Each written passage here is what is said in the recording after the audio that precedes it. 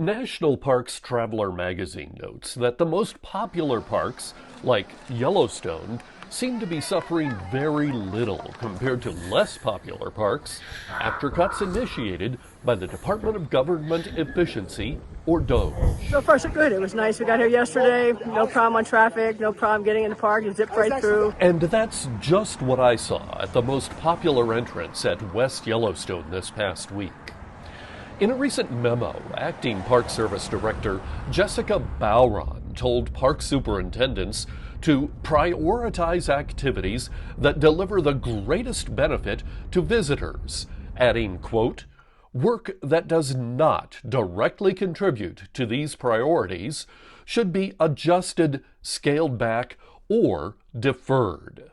But in a letter to the Interior Secretary, 5 former National Park Service directors and 13 former deputy directors say that resource protection and research is suffering as a result.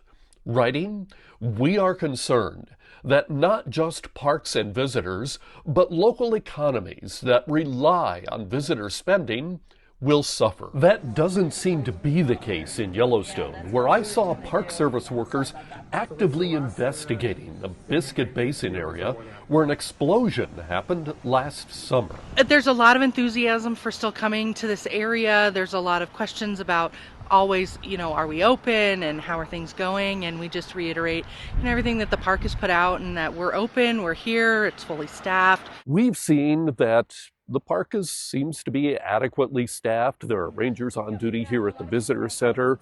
Facilities are running and appear to be clean. And we've even seen a work crew. However, the park isn't talking too much about that, aside from an off-camera chat briefly with Superintendent Cam Shawley. Every single request we've made to speak with someone from the park since the beginning of January has been declined. In the tourism industry, we're used to seeing about a 6 to sometimes 12-month travel where people, are scheduling and getting excited about their trips.